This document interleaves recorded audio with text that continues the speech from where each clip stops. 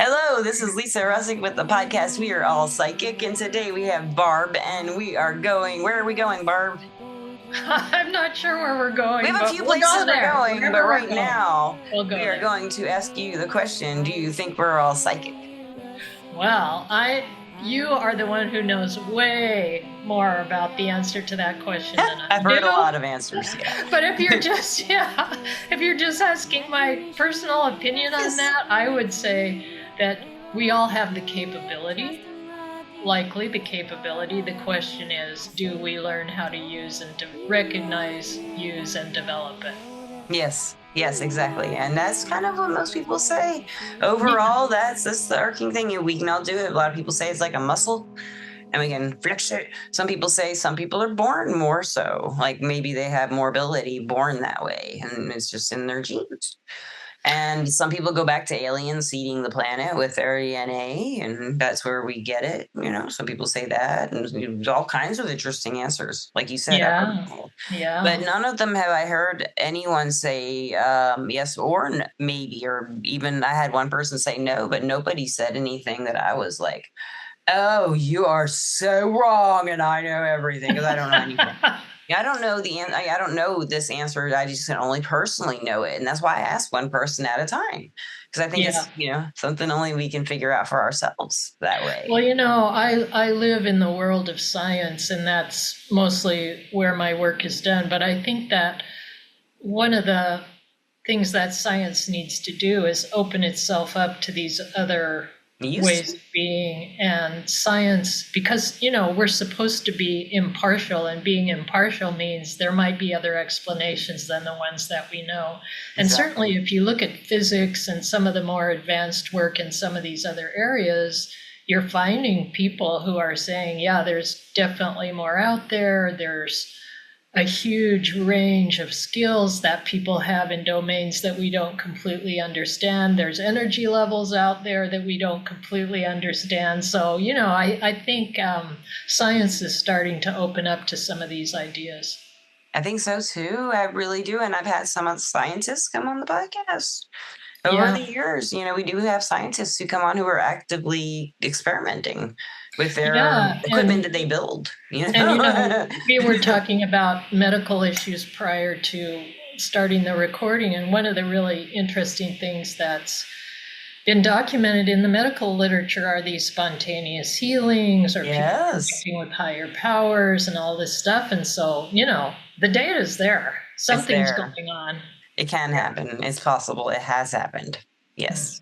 Yeah. If it has happened, it's a possibility. Yeah, exactly.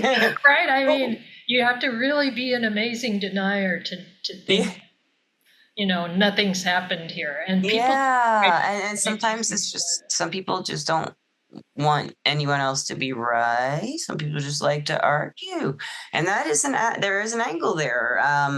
In general in the world as a woman. I'll just throw that out there. Sometimes if I were to tell men, I do this now, not anymore, not in Nashville, but in Alabama, if I told men in general, my age group or younger, not so much younger, men around my age group, 40s, 50s, 60s, they would be like, no, that's just, but now in Nashville, I get this, and they're interested. They're it's a bigger city, and they have more exposure to these things. Most of them are from other places. There's not too many people in Nashville from Nashville. That's true. Well, I mean, we could talk about women's. We could talk about women's issues forever. And that doesn't seem that big of a thing in Nashville. I will complain about it sometimes. It's not as big of a thing in Nashville as it was in Alabama, the whole state, but I don't know about the rest of Tennessee too well. Now, I did live in Chattanooga as a kid, and I love Chattanooga, but I don't remember the politics, I was, 9 or 8 or something, Well, as a kid, you're kind of living in a different reality, which is good. Definitely. Ways, right? Yeah. So how did you think that? How did you get to, you think that everyone is intuitive, everyone has this capability? I mean, again, I think you have a way better answer to this than I do, but have you ever heard of Jeff Tarrant? T-A-R-R-A? I've heard the name, but I don't. So, Yeah, so you or your listeners might be interested in checking him out. So Okay. he's a psychologist and he wrote a book called Becoming Psychic. You can get it on Amazon. Okay. And Jeff is a really brilliant, kind, open, not flaky kind of guy. Oh, And awesome. he did a bunch of brain imaging. So, one of the things that I do, and I have done it with music, but he's done it with psychics and mediums, where he's actually imaged their brains when they're in a state of sort of whatever you want to call Doing it, a their position of, reading or yeah, their when they're mediumship connected or to the yeah. whatever they're connected to. And he actually has documented changes in the brain in these Yeah. people in the area of the brain that involves self-other connection. And so, his book is really interesting because I think he would say, everybody has the capacity and you Yes. can develop the capacity to be psychic. And so, as I've looked into some of these materials, I've become more and more kind of convinced of these ideas. We all have a range of things that we can do, right? So, some people really get math and they're just Yeah, my brother amazing. is one of those people. Yeah, Yes. they're just My amazing dad. mathematicians, right? And Yeah. some of us struggle a little bit more, but we can do it. And some of us were like, I'm happy I can add and subtract and Yeah, multiply that's how and I am. divide. Yeah. So I think most things are like this, right? My guess would be that if you look at sort of being psychic as a skill, most of us have some capacity. It's a matter of how much time and energy we take to develop it. And some people come to it very naturally, like we have child prodigies in music, right? Yes. They sit down Yes. and play. So, and you hear this with people that have psychics. So, I Yes. mean, really, I guess my path to being open to this is one, just being open as a person to things that exist in the world. And then the second is this work that Jeff has done and some of the work out of the University of Arizona, where they've actually tested the capacity of psychics. And they actually, do you know about this or have people talked about this? Oh, it's really interesting. So, University of Arizona, they actually bring psychics in Huh. and they work with Well, them and that's they where have Alison Dubois. I mean, I lived in Phoenix for a while, so oh that she yeah, was I have from there. So, and she worked with the police. I don't know if you ever watched Medium, that show on television, mhm. but the medium's name was Alison Dubois, and she was a real medium in Phoenix, and she worked with the police when I lived there. So she'd be on Oh TV sometimes talking about crimes, and and it was just yeah, normal. They accepted it in that area because she was yeah, so good. She solved so yeah. many crimes. You Yeah, know. so they vet psychics and you can actually get certified, trying to separate out I'm the not cold surprised that readers you and can the do that fakes. there. That's really cool. Yeah. So that's another place you can go to their website and look up their work, which has been criticized, but that's science too. So, I think as I've looked at these things, there's also some interesting work in the energy healer domain where they've like when energy healers are in that state that they seem to be emanating alpha waves, which are those Zen calming waves. And there's been some measurement of that. So I think from a science perspective, science is starting to catch up a little bit with things that other people have known for a long time. Yes, But yes. I find those things fascinating and, I find those I'm things looking fascinating forward too. I did have a brain stress test. What it was is they put electrodes on me in different like heart places and around my head, and they had me listen to sounds, and they traced the reaction of my brain waves to the sounds, and they were supposed to like get me like rah, like a dog barking. How do I respond to this vicious dog bark? And it was scary dog bark. That's the only one I really remember because it was a scary dog bark. All And right, I it think got to something you. spiked. But Yeah, they said I had high gamma compared to other people, and I looked at the chart; it was pretty high compared to other people. But they said this was a coping mechanism, an extreme coping mechanism, not possibly being in a spiritual state a lot of the time. Not spiritual state. I don't know if that's what you want to call it, because I think it's a skill too. well, But yeah, it's yeah, a state of mind that I'm kind of always kind of getting information from other places is the best way I would explain it if I understood it, but Mhm. I'm not a scientist of the brainwaves. I just Yeah, remember reading this, and I do like to study health and stuff like this. So I'm kind of like a layperson studier, you know, armchair mhm. doctor, Yeah, armchair herbalist or yeah. whatever. But Well, it's interesting because, as you might know, expert meditators make a lot of gamma, and people. So gamma is just, if people don't know, gamma I is a meditate all the fast time. I'm wave. alone all the It's time. where your neurons are firing at Yeah. 40 times a second in certain parts of your brain. And that's considered a fast wave. So it's sort of interesting that it's associated with really expert meditators and people who can get into these sort of what we And call. yes, and I did tell these doctors that I worked as a psychic, but they just didn't regard that at all. It's in Alabama, you know. Yeah, and I think, it's hard to get out of, we get stuck in a mode of thinking, and then sometimes it's hard to get out of that. Yeah, it is. Yeah. Yeah, especially this doctor, he was brilliant. He was a brilliant doctor. I mean, brilliant, a chiropractor, doctor. Everything he did was great. He could decompress my neck without putting me in a decompression. You know, would do it with his hands. He could go, Yeah, you know, like, boop, boop, boop, yeah. boop, and it was like, ouch, and I grew an inch or two. You know, Some it people was are great, super and he was talented that way. Yeah, it's and lovely. he diagnosed me, but he was just so nice. You know, he presented himself to me without looking at my psych med list because this one, as you might know, it often manifests with psychiatric issues when you're in your teens and 20s. And then later on you get the bones and all the other stuff usually.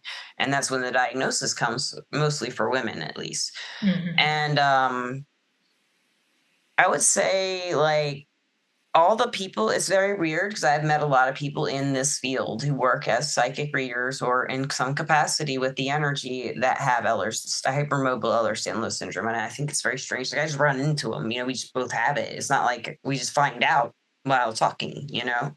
So Hmm. it's just very interesting that there's a lot of people in the field that have it. Of course, they do think a lot more people have it than they used to think had it. So, you Yeah, it might be know, more common yeah. just across the board, but I mean, that is interesting. I don't know. I have to think through that and see if I could come up with an explanation of that. Yeah, I'm But curious if you certainly do. people exist in the world in different ways, and this sort of idea that our mind and body is separate is a joke, right? Our mind and body are not Guys, separate. no truth there. So No, if I have a feeling, I'm gonna feel it in my body as like a hurt joint or like a pain in my temple or a heart shock. You can feel like you're having a heart attack if you get a big enough shock, yeah, right? exactly. You can feel And like your heart is stopping. yeah, and the brain is an organ. I mean, it's affected by everything in Yeah. your body. So if Yeah. you have toxic blood going up into your brain is affected. If you, And we uh, know there's a lot of stuff in our guts that relate to our emotions and stuff now and yeah, our exactly. cognition too. Yeah. You know, and I think they were showing that in a lot of studies with the medicines, and I found that just in different times when I've had stomach problems, they gave me medications that were also antipsychotics, and I was like, well, that's kind of weird. You know, I just thought that was weird. Those medications would do the same things in some ways. And did they help? At this time, I was trying to get the heartburn taken care of Oh, because yeah. I was having heartburn problems, and it did stop the heartburn. But I slept for 4 days, so of course it stopped the heartburn. Yeah, I yeah, just could have just slept, you know. It just wasn't yeah. good for me. I'd rather have it, but sometimes I wouldn't. Sometimes it would be so horrible, I would take it and sleep, you know. But Well, that was a short period of time. there So are some interesting things about this. Just a quick example. So irritable bowel syndrome, which a lot of people have, I have and issues, yeah, from yeah, and they hypermobile. actually often treat that with low dose antidepressants. And the reason is that serotonin, which is what we mostly think of as sort of a pleasure chemical in the brain, is actually way more prominent in the gut. So you need to have a lot of serotonin in your gut. And so will often treat things like irritable bowel syndrome with low dose antidepressants to get that serotonin in your gut. They're not trying to get it in your brain. Yeah, So, but I think, interesting. these are the connections that we're just, I guess I would say traditional medicine is just now starting to They're make. starting to open up their Yeah. minds to these, all the body being holistic, really, which is a lot of people have been screaming for it over a while now. Can we have holistic treatments, please, please, please, please, government, please? With our insurance. I think I used to know these statistics, but the complementary and alternative medical intervention professions, I mean, it's a multi-billion-dollar industry. So why are people turning to that? And I think people are turning to that because they're not getting what they need from traditional medicine. They're not either getting the attention, the care. They're looking to have alternatives. And that's one thing that brought me into the music thing is I'm not trying to treat anything with music, but when you craft music carefully, it can add power to the other interventions that you're doing. And so why wouldn't you do that? Yes. If you have chronic pain or you have anxiety or you have this or that, why, I mean, you paid $20 for a download, like, why wouldn't you do that? And I think especially if you look at the literature in pain, pain has not been well managed mostly by many of our traditional interventions. And this is one reason people are going to hypnotherapy, body work, chiropractors, massage, energy healers, acupuncture, all this other stuff, acupuncture. Helps a lot with pain. For which we have increasing data, that these things are actually working. Yeah. And what's I was so excited because I actually designed these songs off of EEG. So I collected EEG from people and looked, for example, at the pain network. So I looked at the pain in the sleep network and the migraine network in the brain so I can image those. And then with Peppino D'Agostino, who's like a world-class, amazing guitarist, we put these songs together to help normalize the brain, to put in frequencies that would encourage those frequencies to go back to normal. And then I had people listen and I did imaging afterwards. And it just blew my mind to see like, oh my gosh, the brain actually changed just listening to a song. And if you go to I don't know if you saw my website, but if you go there, I actually have a couple of these posted. I did go to your website, but I didn't dig through it. I was just kind of like poking around, but I will look for that. If you go to, there's a little label that says Calm the Storm, the album or something. And if you go down to the bottom, the images are there. And I think this is just evidence. I'd love to see it. Yeah. And listeners, you want to see that evidence, don't you? Watch well, that's what I wanted to see if it was actually working. And when I did the first analysis, I was like, holy cow, this is actually really doing something. I can't believe it. I'm not saying it's a treatment or a cure or... It's not going to hurt. Whenever I know a musician, you're probably a musician. I know that if I don't feel good and I don't feel like getting dressed, if I put on a dance song that I like, I would probably get up and get dressed. Yeah, it's because your brain entrains to music. So when you put music on that's sort of upbeat, your brain starts to activate to match that beat. If you're anxious, if you're anxious and you want to go to sleep at night or bring that anxiety down, then you want to play music that is just below the frequency where your brain is operating, and your brain will be like, oh man, thank you. I want to go down there. Yes, that's amazing. So that's a really brilliant use of music that you just gave. And I'll say, how can I say this? In a nice way. When you learn to use music in a good way and not in a bad way, you can really help optimize yourself. So some of us use music in a bad way, right? So we use the brown note in circumstances. Right. The brown note in bad circumstances. That is bad. Well, let's say you break up with your partner and you want to listen to a breakup song. That's important, right? Because we want you to break. We want to acknowledge that this is painful. But if a breakup song will just, if it's at all like your scenario, even if like just a little word or two are just like your scenario, that song is the epitome of your breakup, right? Exactly. You feel every note, you feel every word. And what does that mean, right? What is it? Yeah. Feel And it. I think that's It's good because energetic. It's emotional. It's everything. it's acknowledging what you're feeling is real. Now, Yeah. if a year later you're still listening to that breakup song, then maybe that isn't so good. Like Maybe every day, all day. Yeah. Yeah, maybe it's time to move out of that Yeah. state to recognize there's a future ahead. And so you want to use music in a way that really helps you, not in a way that can hinder you. Yes, I agree. I agree.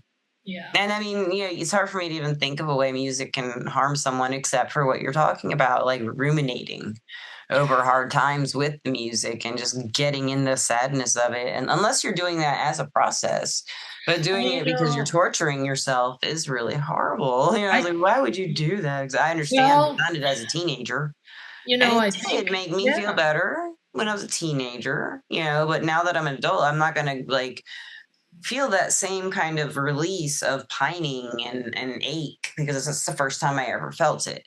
As an adult, and now at 50, going through something like that, the songs are different, right? Yeah, the The songs songs are are different different. because you bring more maturity Yeah. and knowledge and information.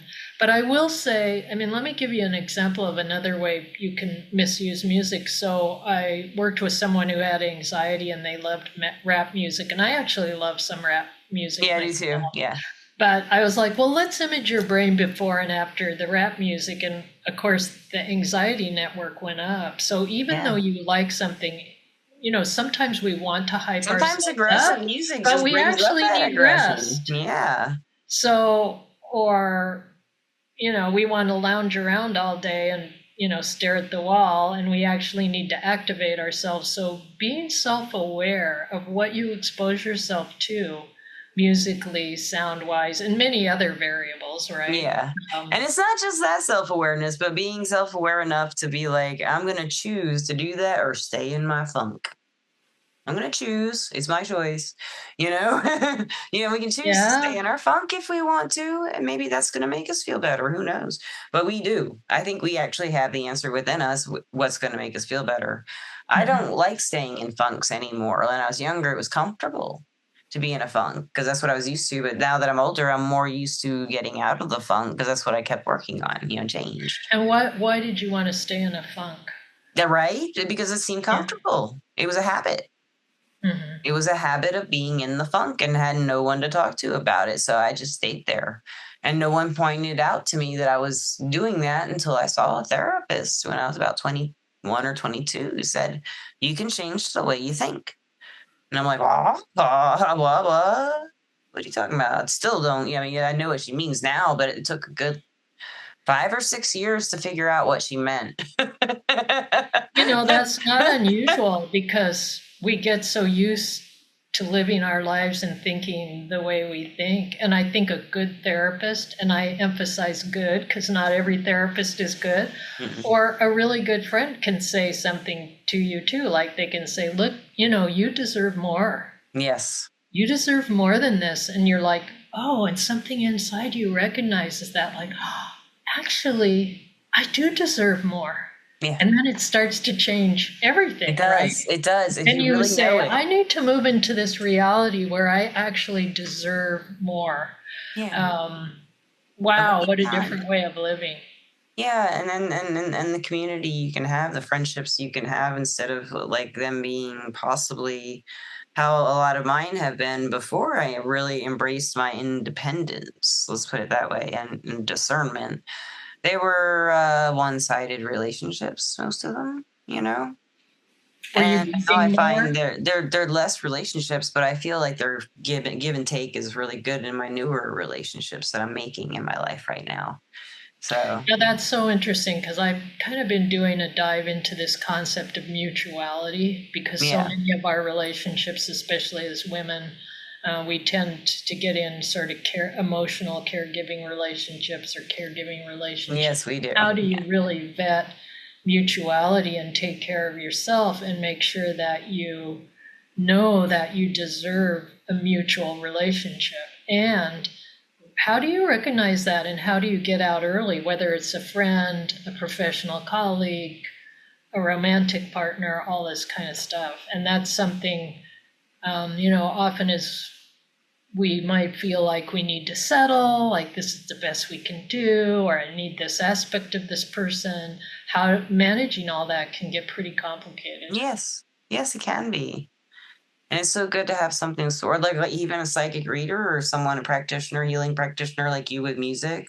Well, so tell us what you do with the music exactly, and what tell me a little, give me a little bit, give me some of that. Give you a little bit. Tell me a little bit Yeah, about the music thing was really interesting, and you know what started it off was I was actually watching some YouTube videos of music, and it just I listened to this one song, and it just struck me like I have to get back into music and do this stuff. Like it really felt like a calling, some sort of. Yeah, I've been having journal. too lately. You've had that?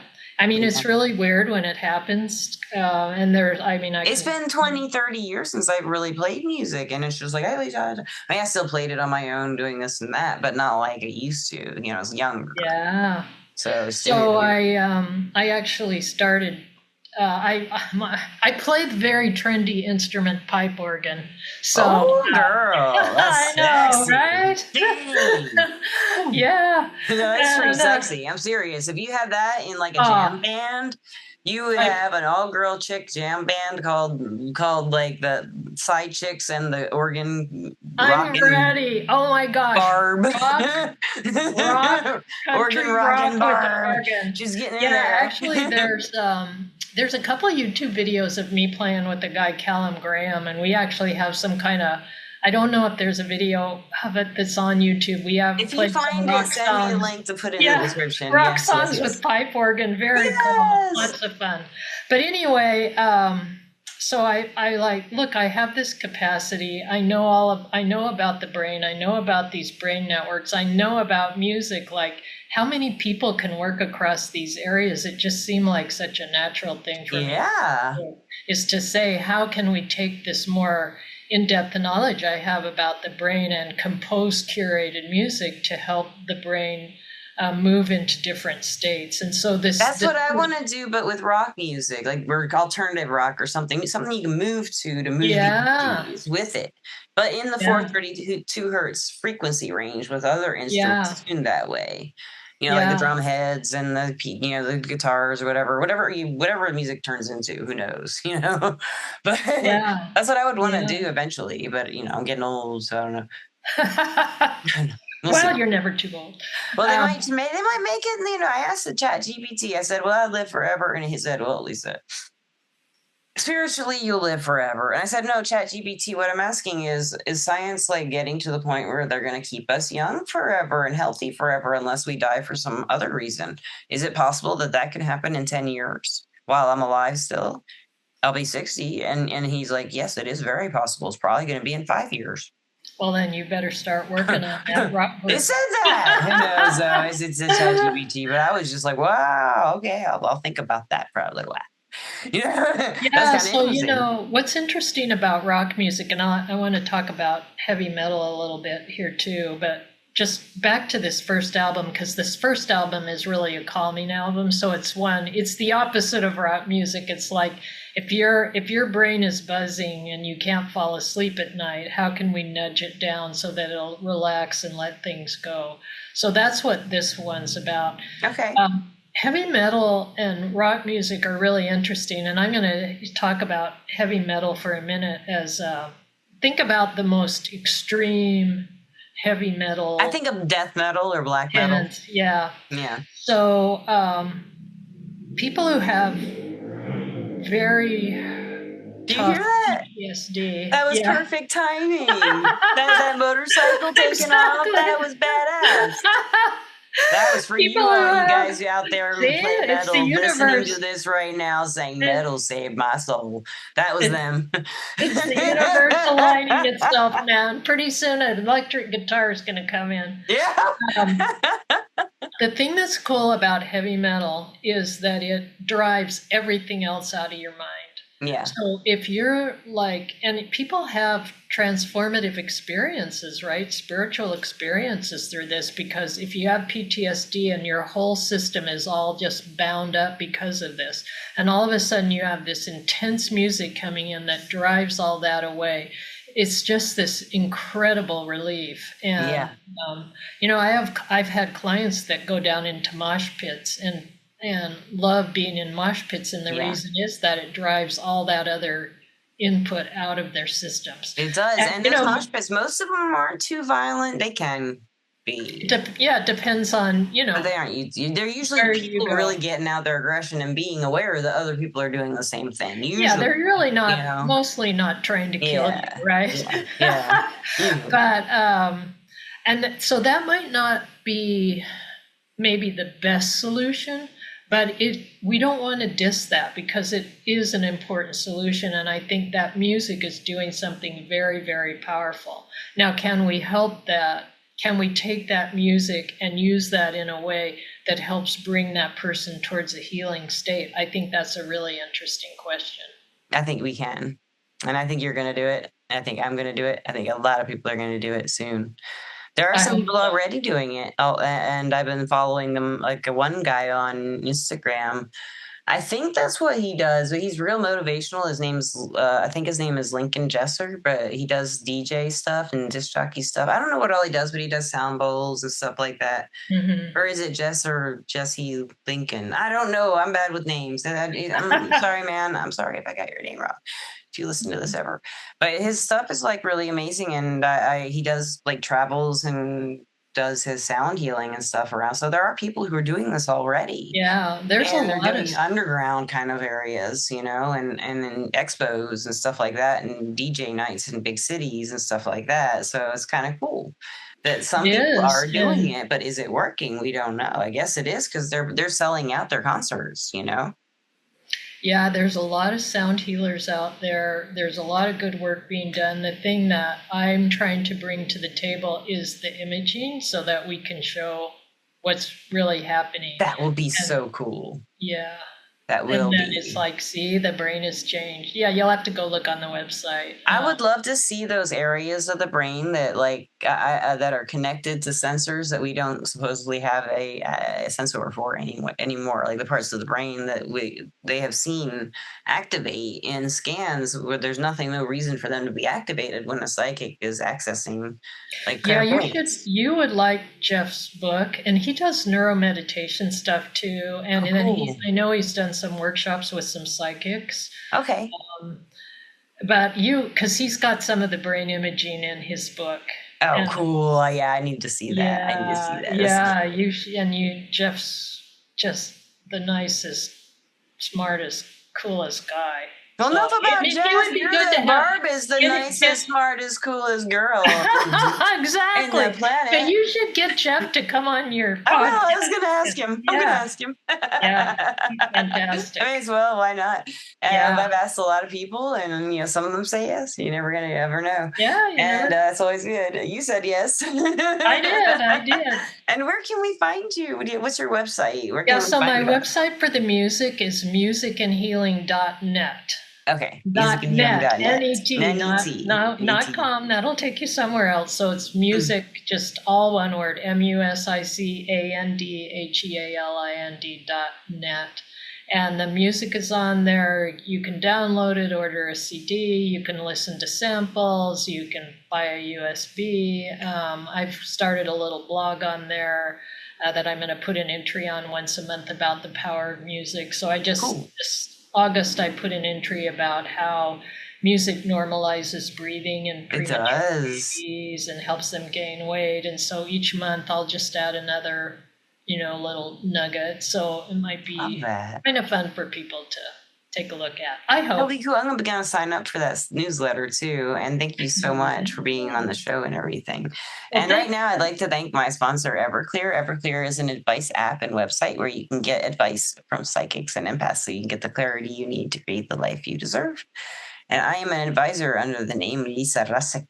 It's exotic like that. Or normally it's Lisa Rusick, but when you're on the Everclear app, it's Lisa Rusick.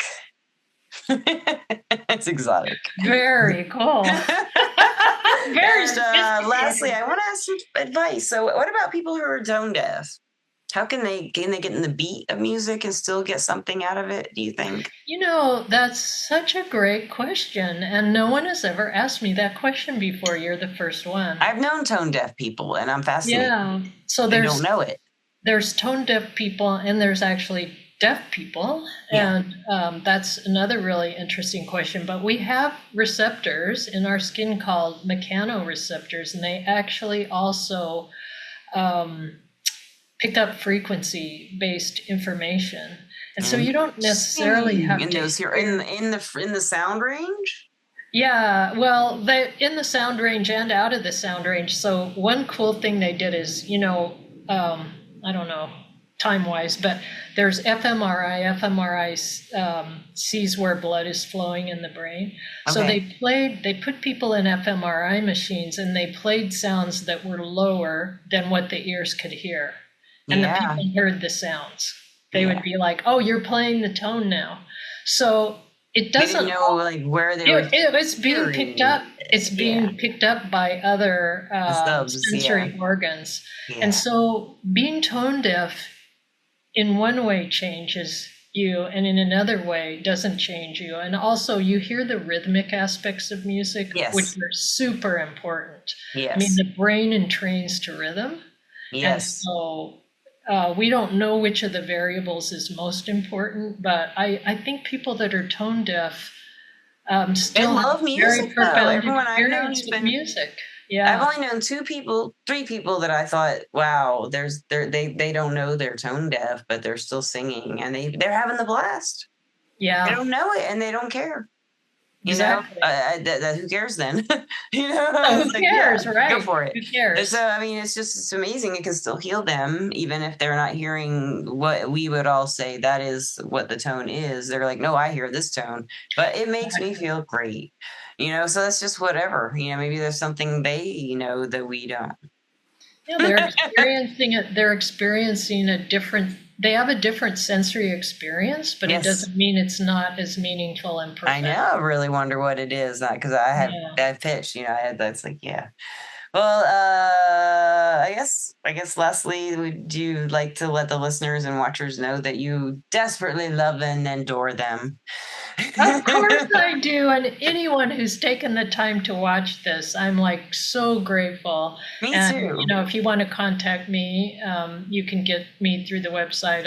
I'd love to talk to people. And I'll put all her stuff in the description. Giving us the gift of your time to listen to this. I'm just so grateful. That is the truth. Time is the biggest gift you can give anything or anybody. I agree. I mean, I think that way, but especially with my shiny tie. I know. Shiny tie. It definitely agrees, guys. I definitely got to upgrade my style.